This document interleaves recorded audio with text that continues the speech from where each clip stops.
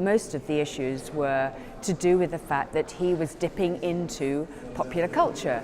He was taking a very ubiquitous kind of downmoded form of comic strip and seemingly reiterating it, just making a facsimile of it. In fact, he wasn't doing that at all.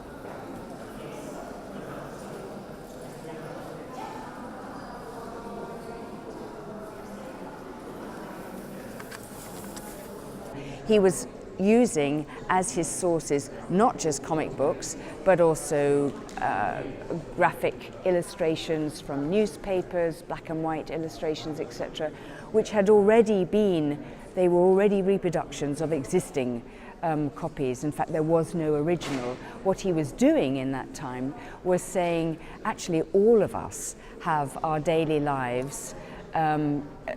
We encounter images that are already mediated, and this is a way in which so-called fine art can become a different kind of form of communication and yet at the same time retain its identity as painting. I'll tell you in a minute if I can see them.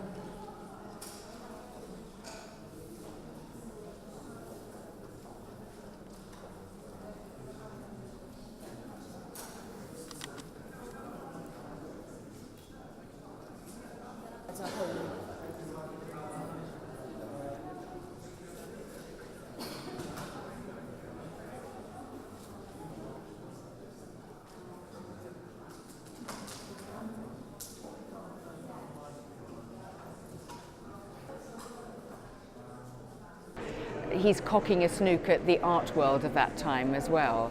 The sort of moi sort of kissing aspect of the art world, and being fawned upon by people who think that, you know, that the artist is predominant and wonderful.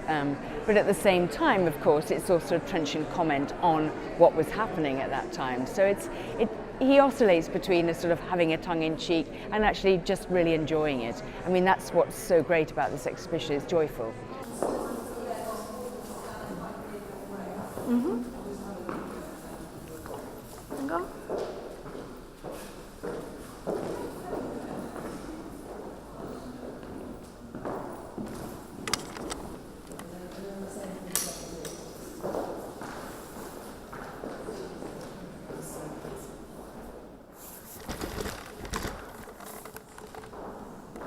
I think he's super relevant today because he was looking forward to what we now know as part of our lives, which is social media, and I mean, not just a much more, a much faster means of communication, but also a means of communication which includes design and fine art in ways that we could never have imagined before then.